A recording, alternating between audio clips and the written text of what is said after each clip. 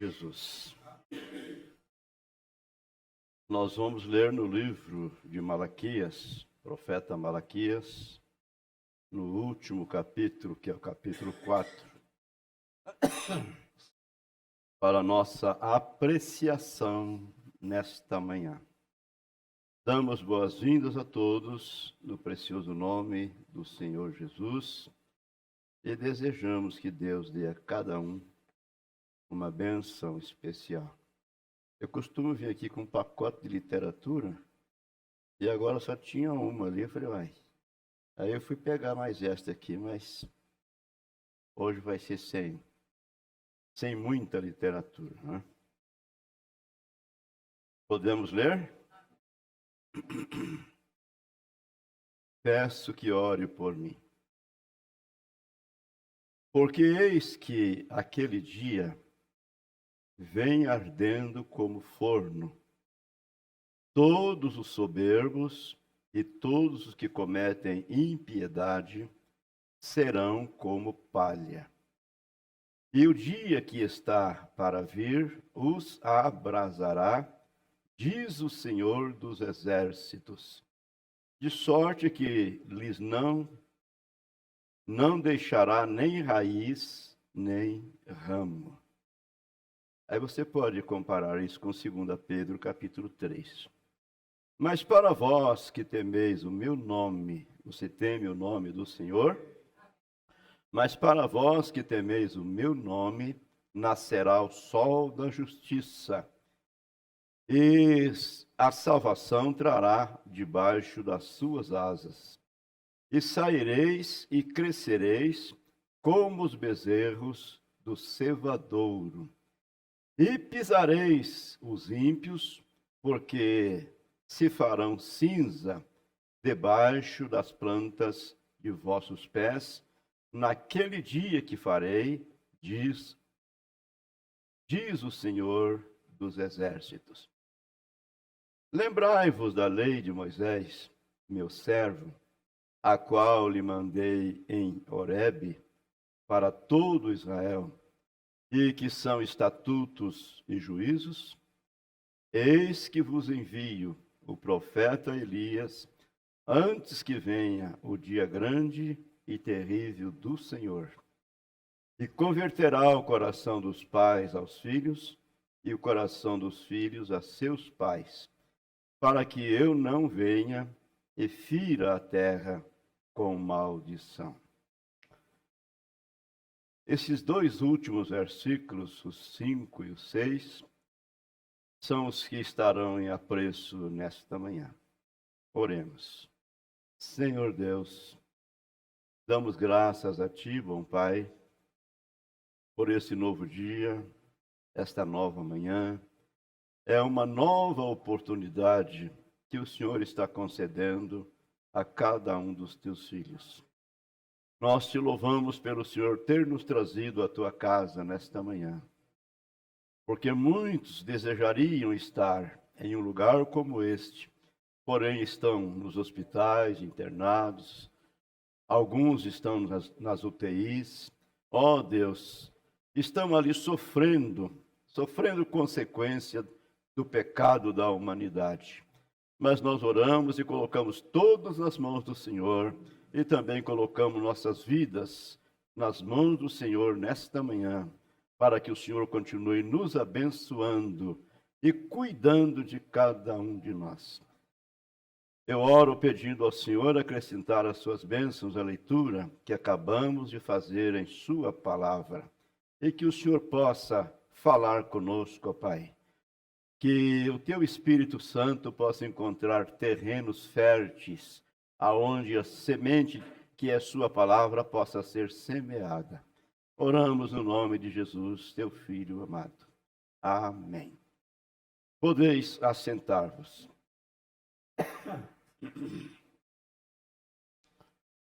Pois bem, parece que é muita coisa para um velho de 80 anos, né? Deitar meia-noite, levantar 5 horas, e parece que o corpo não está querendo mais nada, né? Mas é a graça de Deus que nos sustenta, né? E pela sua graça nós estamos aqui nesta manhã. E eu peço que ore por minha família, minha esposa, minha filha, inclusive a Elinei, que é muito nervosa. E a minha esposa está muito preocupada. Ela está achando que Vanderlei está com dengue hemorrágica. Mas eu disse, tira isso da cabeça, você fica pensando nisso, né? Fica sofrendo. E tudo está nas mãos de Deus, não é? Não cai uma folha de uma árvore sem Ele permitir. Então, eu estou confiado em Deus. E creio que todos nós estamos, não é? Mas, meus amados, nós vamos reviver um pouquinho o início da nossa fé.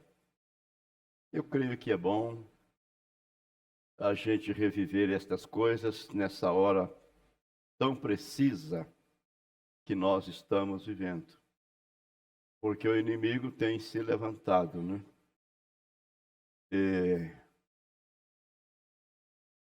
Ele tem se levantado como torrentes de águas. Mas a Bíblia diz que Deus alvoraria contra ele a sua bandeira, que é o Espírito Santo, que é a sua palavra. Nós vamos primeiramente refrisar isto aqui. Nós temos aprendido, é claro, através do Elias, William Marion Branham, o profeta que Deus nos enviou nesta era. Porém, não é algo fora da Bíblia, não é uma extra bíblica. Estava na Bíblia, porém nós não podíamos ver. Então ele tem nos mostrado que Deus usa o espírito de Elias, que é o espírito de profecias, 5 vezes. Isso está nas Escrituras Sagradas. E não é algo como reencarnação, não é? Dizer que aquele espírito que estava no Elias, tesbita, veio e reencarnou em Eliseu, e de Eliseu ele reencarnou em João Batista, não é nada disso. É o espírito de profecia, o espírito que Deus usa, não é? Coloca esse espírito nos seus profetas. Então, esse espírito de profecia, Deus o usa 5 vezes. A primeira vez foi no tesbita, não é? O Elias, o tesbita, nos dias do rei Acabe. E a segunda vez foi sobre Eliseu, que era um auxiliar de Elias. Eliseu era um ajudante, não é? Assíduo de Elias. Então, lá em 2 Reis, no capítulo 2, no versículo 9, Elias disse para Eliseu: pede o que queres. Então Elias disse para Eliseu disse para Elias: eu quero que repouse sobre mim o Espírito que está em você em dobro. Eliseu pediu o Espírito de Elias dobrado. Isso está em 2 Reis, capítulo 2. Muito bem. E na terceira vez, esse espírito de profecia veio sobre João Batista, como nós lemos ali em São Lucas, capítulo 1, versículo 17. O Senhor Jesus Cristo mesmo testificando, dizendo que irá diante dele, falando de João Batista, no espírito e virtude de Elias. Depois nós vamos ver estas coisas mais claro. E na quarta vez, é no Elias desta era, que segundo São Mateus 17:11, ele viria para restaurar, trazer de volta aquilo que no decorrer das eras, os religiosos, os estudiosos, foram deixando para trás. Deixando, digamos assim, as profecias bíblicas, a doutrina da Escritura, deixando de lado e injetando ensinamentos de homens, doutrina de homens. Então Elias viria para restaurar, que é a mensagem que nós estamos vivendo ela. Muito bem. E na quinta vez, será lá em Apocalipse capítulo 11, que virá Moisés e Elias, não é? Aquelas duas testemunhas, para profetizar. Então eles vão fechar o céu para não chover, não é? Foi o que Elias fez. Muito bem. E assim sucessivamente. Agora, amados, em São Mateus capítulo 7, o Senhor Jesus nos ensinando, ele disse assim que pelo o fruto se conhece a árvore. Só engana se alguém quiser ser enganado. Agora, hoje a coisa está toda hibridada, né? Tudo está híbrido. Às vezes você pode colher uma laranja em um tronco de limão. Eu comprei uma muda de pocã e levei lá para a chácara, plantei lá. E aquele galho, aquele broto do limão estava persistente. E eu ia lá e desbrotava ele, arrancava ele para deixar só a pocã. E ele ficou persistindo. Por quê? Porque era híbrido, né? Foi uma coisa enxertada. Mas Jesus falou, pelos frutos se conhece a árvore. E ele deu alguns exemplos. Porventura, colhe-se uva dos espinheiros, não é? Pode-se colher uva dos espinheiros? Pode-se colher figo dos abrolhos? Muito bem. E em São Mateus, capítulo 24, e o versículo 24, ele disse que surgiriam falsos profetas, falsos Cristo, falando no plural. Não era um só, não, era muitos, não é? Surgirão falsos cristos e falsos profetas, e ouçam, e farão tão grandes sinais e prodígios, que se possível fora, enganaria até aos escolhidos. Jesus não está dizendo que eles não fariam. Jesus está afirmando, dizendo que eles fariam grandes sinais e prodígios que, se possível, enganariam até os escolhidos. Então, se vem muitos falsos cristos, muitos falsos profetas, como nós poderemos reconhecê-los? Temos que reconhecê-los pela palavra. Temos que reconhecê-los pelo fruto. Porque um falso profeta é um que vem negando as Escrituras. Ele está por fora da Bíblia. Enquanto que um verdadeiro profeta, ele vem com perfeita harmonia, perfeita harmonia em toda a Escritura. Meu Deus. Veja que quando chamaram Micaías, quando já tinham consultado muitos profetas, e todos eles haviam dito que Acabe poderia subir juntamente com Josafá, que Deus lhes daria a vitória na guerra.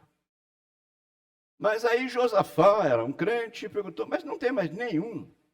Olha, mas já se 400 profetas falou, igualzinho um com o outro, por que mais um? Aí Acabe disse, eu tenho aí um tal de Micaías, né? Mas olha, esse homem só fala contra mim. Não, vamos chamar ele, vamos ouvir o que ele tem a dizer.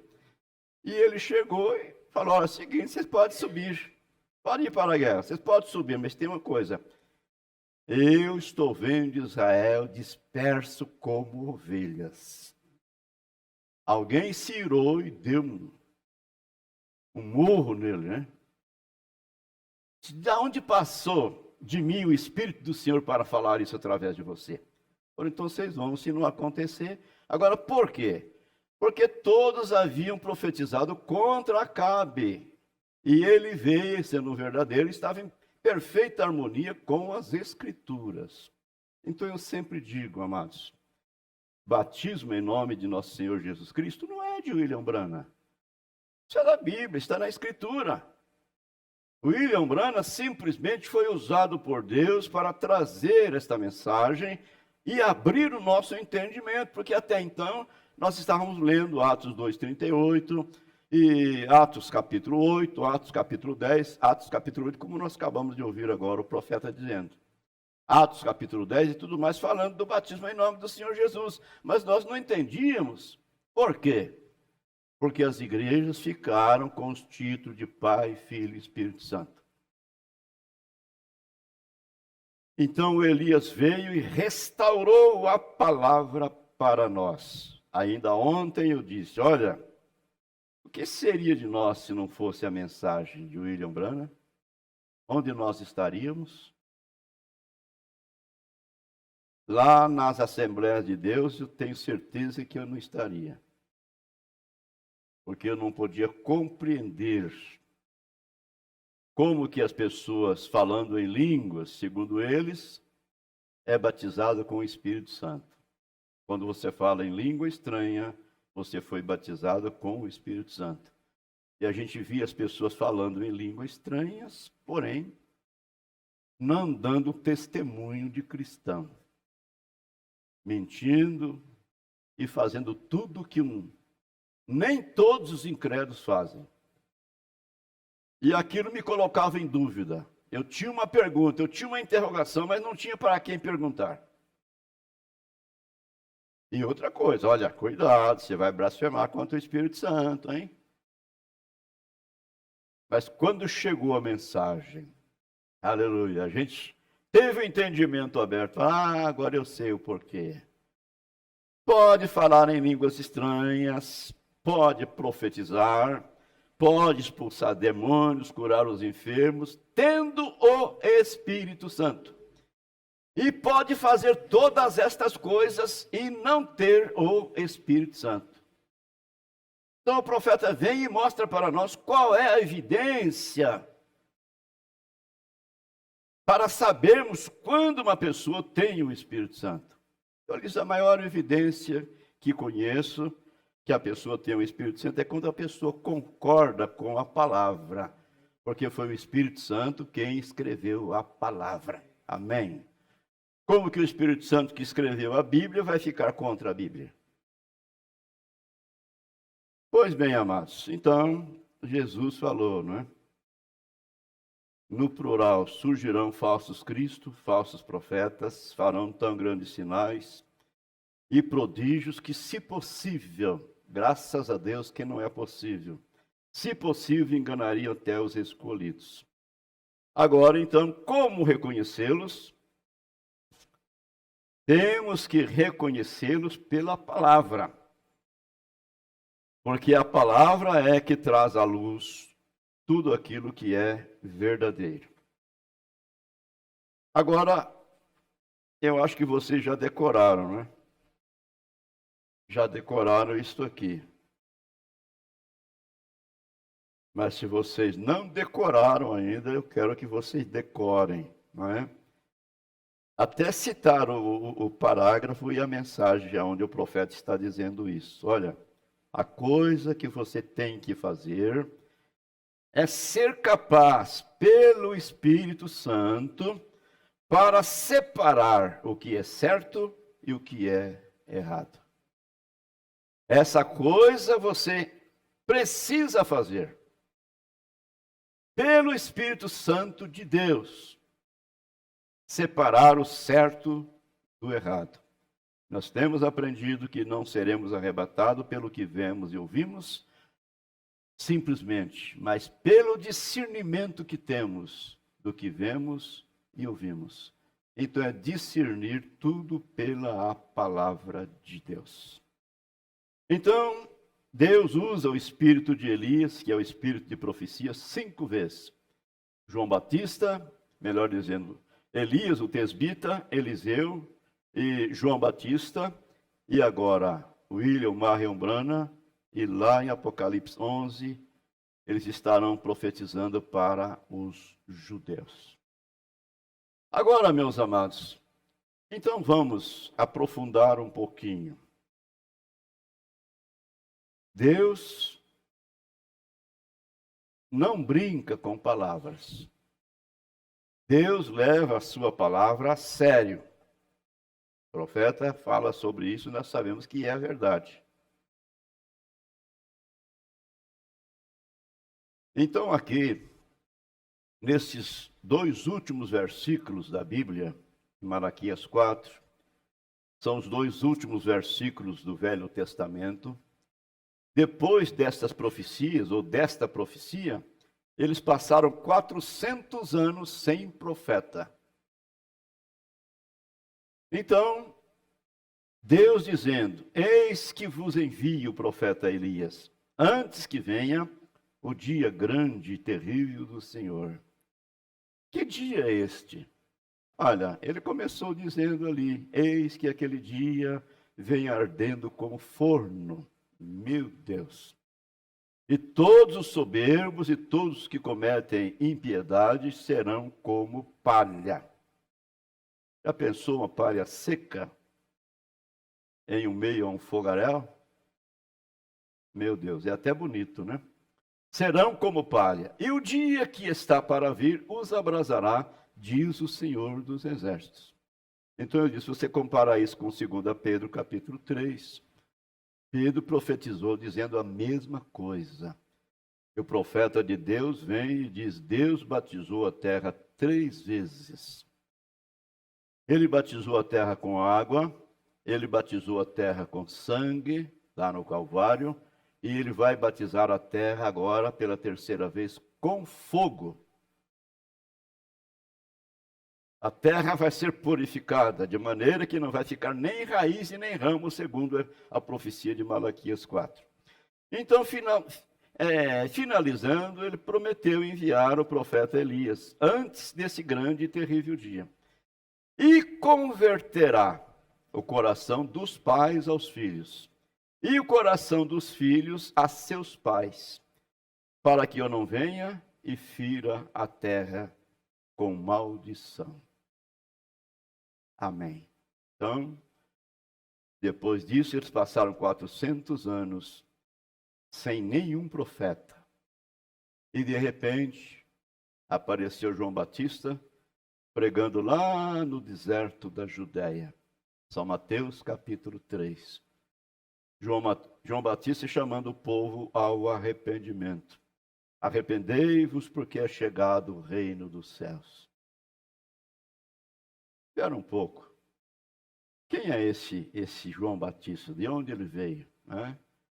Nós temos a promessa aqui no livro de Malaquias, capítulo 3, que Deus ia enviar um anjo para preparar o caminho. Mas agora apareceu esse João Batista, de onde ele veio? E olha a natureza dele. Vestido de pelos de camelos, se alimentando de gafanhoto, mel silvestre, não tinha nenhuma escolaridade, não tinha nenhum púlpito para pregar, mas estava lá nas margens, nas ribanceiras do Rio Jordão, chamando o povo ao arrependimento, dizendo que era chegado o reino de Deus. Então eu imagino, irmãos, isso é o meu pensamento, que João Batista foi a maior pedra de tropeço que eles tiveram para não crerem no Messias, para não crer em Jesus. Porque eles esperavam um anjo, apareceu um João Batista parecendo um louco, não é? Quem que vai acreditar nesse louco?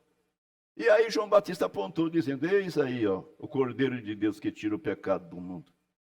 É desse aí que eu falei que viria depois de mim, que já estava antes de mim, que era maior que eu não sou digno nem de desatar as correias de suas alparcas. Meu Deus. Então eu penso assim, que João Batista foi o maior tropeço para eles não crerem em Jesus. E eu imagino que William Branham tem sido o maior tropeço para o povo, assim chamado cristãos, a crerem nas Escrituras. Se a restauração, digamos assim, do batismo em nome do Senhor Jesus tivesse saído de uma grande denominação, eles aceitariam. Mas como veio através de um homem simples, humilde, uma família pobre, teve um nascimento pobre, né? Vamos deixar isso para depois, na próxima escola. E espera um pouco, não, eu não creio nesse homem, eu não creio de jeito nenhum. Mas pelos frutos se conhece a árvore. Se o William Branham vem mostrando para nós a Bíblia, mostrando um único Deus, eu pergunto, é certo ou não crer que há um só Deus? Porque crer em três deuses, isso é paganismo. É paganismo. Agora dizer que Deus é três pessoas, isso é paganismo. E ainda faz de Jesus a segunda pessoa, quando Jesus é o primeiro e o último. Ele é o alfa e o ômega. Isso é paganismo. Então, amados, é certo ou não crer que há um só Deus? É certo ou não crer no batismo em nome de nosso Senhor Jesus Cristo? Está na Bíblia ou não está? Agora, se William Branham, trazendo isso para nós, ele é um falso, e os demais?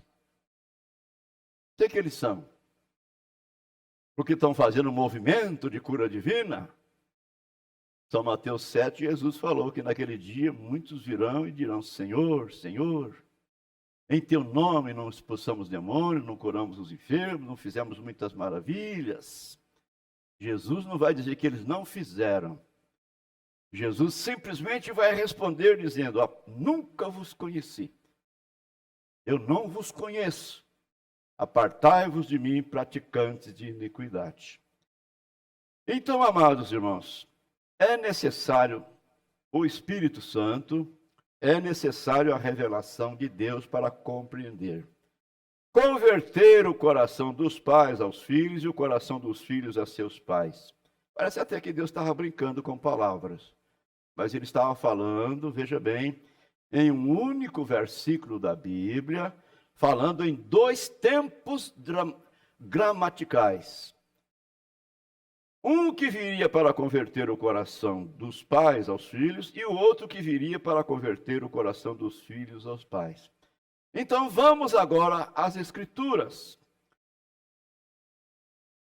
Em São Lucas, no capítulo 1, abra a sua Bíblia se você quiser acompanhar.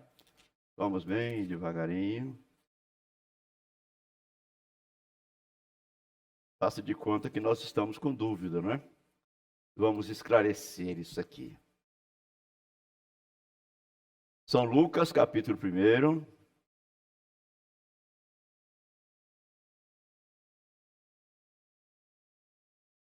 Leremos a partir do versículo 13. Mas o anjo lhe disse, Zacarias, não temas, porque a tua oração foi ouvida, e Isabel, tua mulher, dará à luz um filho, e lhe porás o nome de João.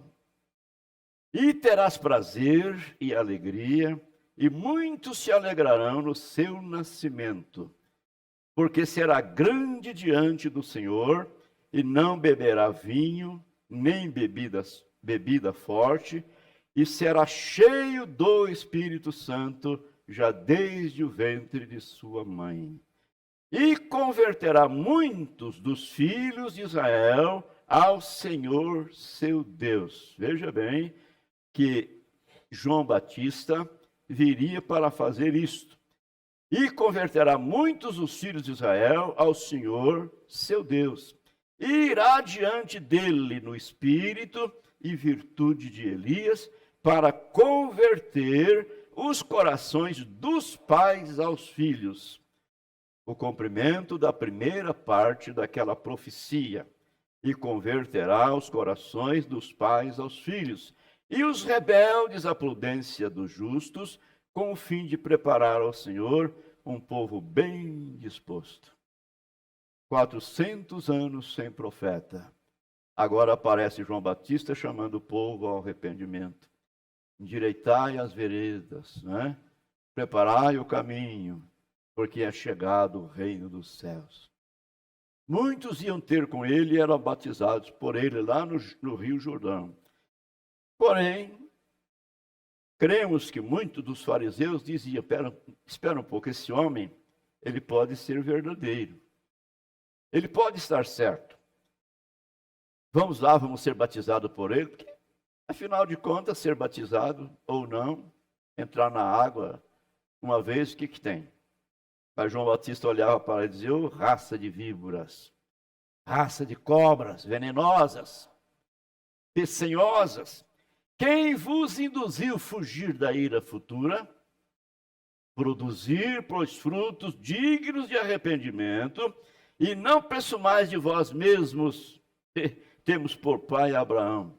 Porque mesmo destas pedras, Deus pode suscitar, quer dizer, levantar filhos a Abraão.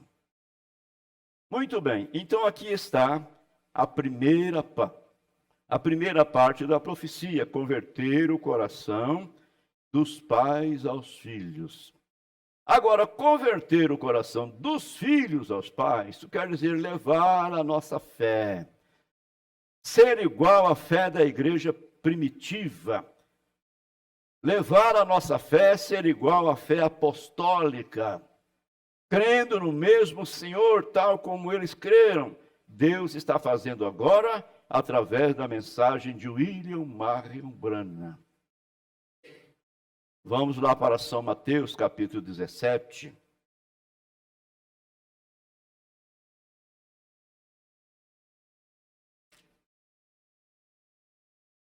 Vamos ler versículos 11 e 12. Primeiramente, vamos ler o 11.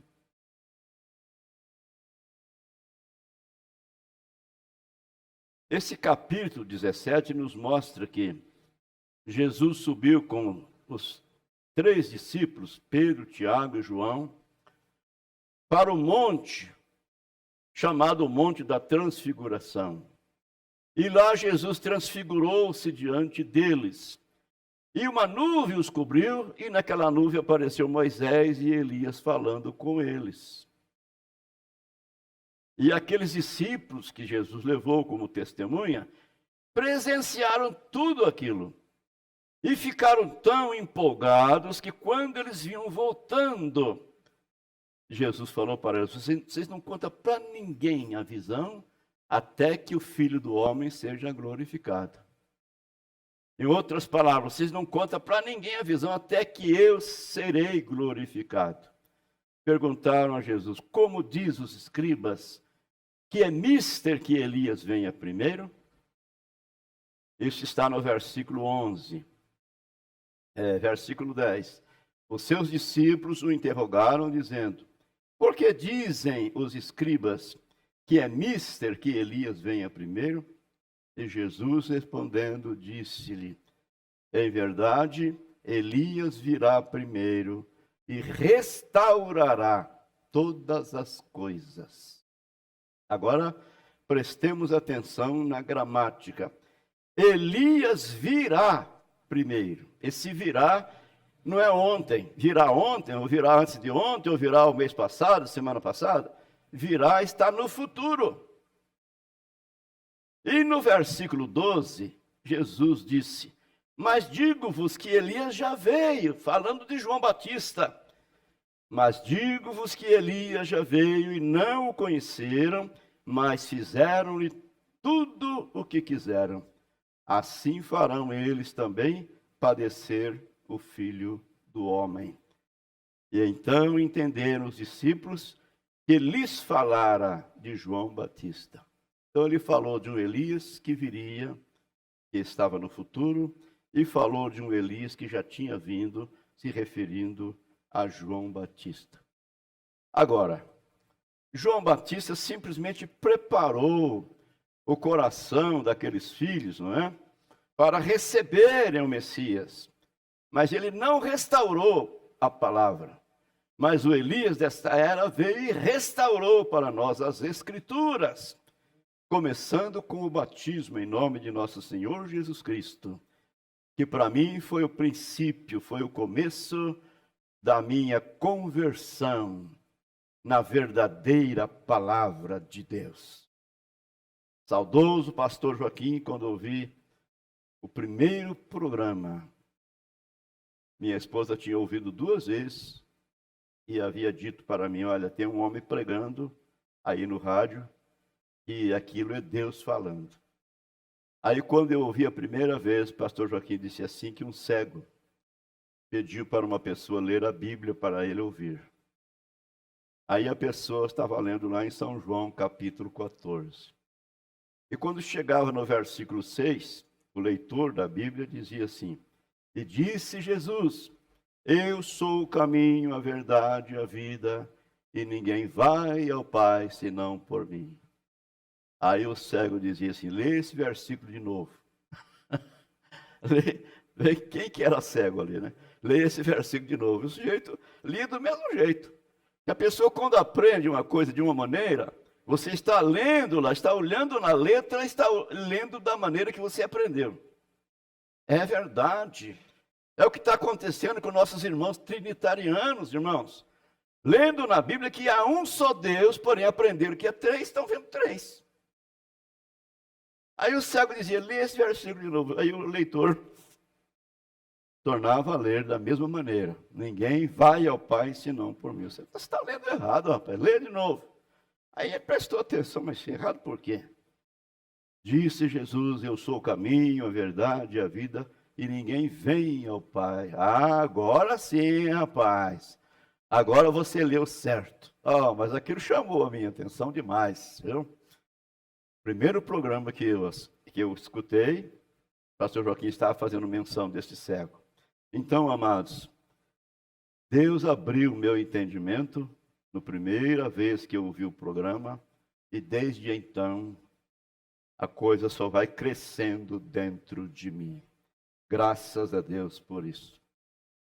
Então, amados irmãos, as pessoas, elas não podem ver nesse versículo 6 de Malaquias 4, não é? Que Deus está falando em 2 tempos gramaticais, falando de um Elias que viria para converter o coração dos pais aos filhos, e um outro que viria para converter o coração dos filhos aos pais. Então, no mesmo versículo, em uma mesma profecia, Deus falando em 2 tempos gramaticais. Então, amados, eles ficam vendo somente João Batista. Só João Batista, mas João Batista não restaurou. João Batista simplesmente trouxe a mensagem chamando o povo ao arrependimento, que era chegado o reino dos céus. E logo ele apontou dizendo, eis aí o Cordeiro de Deus que tira o pecado do mundo. É desse aí que eu vos disse que viria, que é maior que eu não sou digno nem mesmo de desatar as correias de suas alpacas. Ele vos batizará com o Espírito Santo e com fogo. Em sua mão tem pá, que limpará a sua eira, recolherá o seu trigo no celeiro e queimará a palha com fogo que nunca se apagará. Pregação, hein? Essa era a pregação de João Batista. O machado está posto na raiz das árvores. Ele falava de coisa que ele via lá na natureza. Agora, amados irmãos, a gente vai olhar no espírito de Elias, o tesbita. Ele combateu com Acabe, porque Acabe era um perverso, não é? E Jezabel, sua mulher, era uma perversa, ao ponto de arrastar a Israel todo à idolatria, não é? Muito bem. E aí nós vemos esse espírito de Elias trazendo a mesma unção. A mesma unção. Agora o irmão Branham vem e mostra para nós de uma maneira mais clara, dizendo: o inimigo começou trabalhando contra o povo através da mulher. E ele vai terminar através das mulheres. Que pena, não é? Que pena as mulheres ser deixadas levar como instrumentos para o inimigo. Mas é a verdade. O irmão Branham chega a dizer assim que as mulheres tornaram-se deusas. Se falam mais em dinheiro e mulher do que em Deus. É verdade. Mas graças a Deus que Deus nos tirou de lá. Deus mudou, não é? O curso da nossa vida. Aleluia. Louvado seja o santo nome do Senhor. Agora, amados,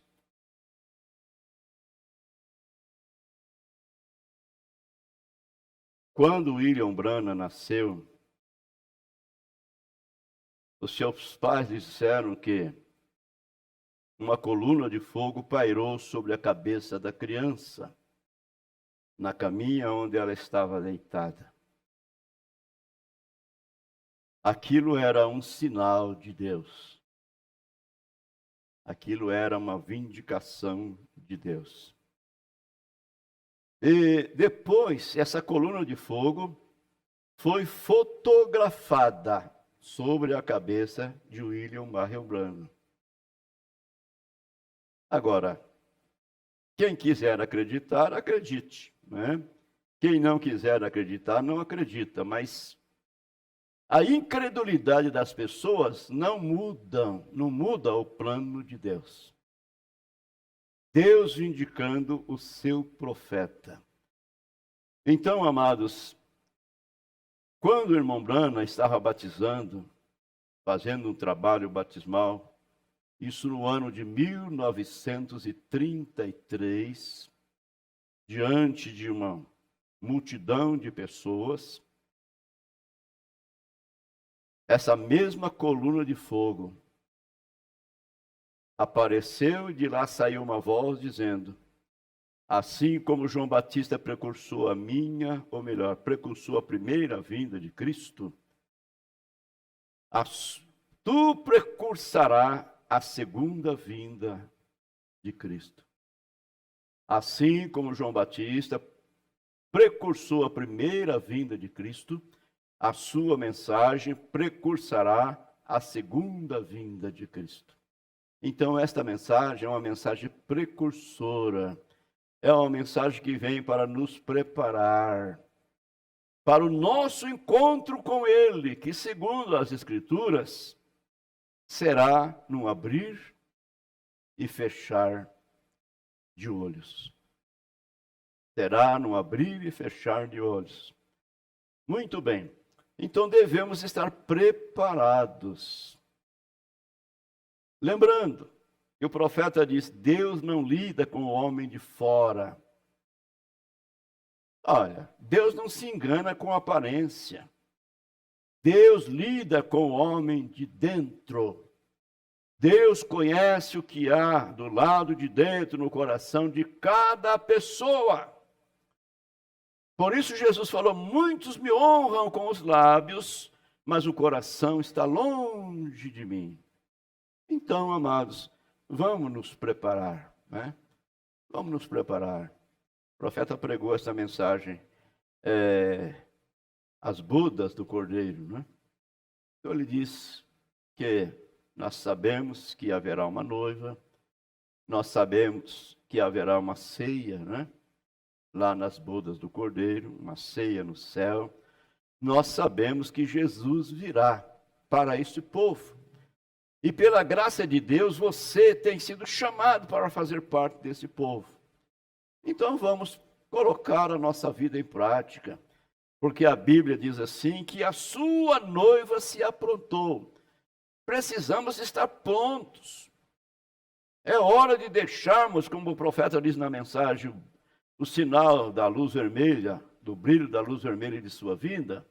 Olha, se o trem está chegando e você vai embarcar naquele trem, você não vai ficar de lado, batendo papo com um amigo, conversando e, quem sabe, até comendo pipoca, comendo amendoim torrado, né? Tranquilo.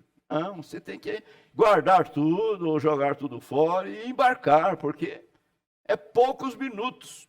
E a vinda de Jesus será num pestenejar de olhos. A Bíblia diz, num abrir e fechar de olhos. Que pessoa nos convencer? Que tipo de crente nos convencer? Colocando Deus em primeiro lugar. Aleluia. Às vezes, você pode ter muitas falhas do lado de fora, mas do lado de dentro não tem nenhuma falha. Isso é o que importa. É muito melhor do que ter muita aparência do lado de fora e do lado de dentro. Meu Deus. Então veja, amados, são evidências de Deus, né? Deus vindicando o seu profeta. E muitas coisas, quem tem esse livrinho aqui, ó, a história da minha vida, olha isso aqui, eu duvido você ler isso aqui sem você chorar. Então, para mim, meus amados, não há nenhuma sombra de dúvida de que William Branham é o Elias de Malaquias 4. Ele é o Elias que viria para restaurar todas as coisas. E assim sendo, não há nenhuma dúvida que ele é o anjo de Apocalipse, capítulo 10 e versículo 7. Mas nos dias da voz do sétimo anjo, quando ele tocar a sua trombeta, será revelado os segredos de Deus, como ele anunciou aos seus servos, aos profetas. Esse toque de trombeta é a mensagem do anjo de Apocalipse 10, verso 7. Os segredos de Deus foram revelados. Eu tenho uma porção deles ali na mensagem, senhores, é esse o tempo? Meu Deus. Alguém perguntou para o irmão Brana, aquilo que os 7 trovões falaram, e João foi proibido de escrever. Aquilo não será dado a um homem em particular para revelar aqueles segredos? O senhor não está qualificado para ser este homem. Aí o profeta diz, não. A revelação dos 7 selos revelou aquilo que os 7 trovões falaram e ficou selado. Amém. Esperar mais o que a não ser a volta do Senhor Jesus. E Ele ajude a nossa fé.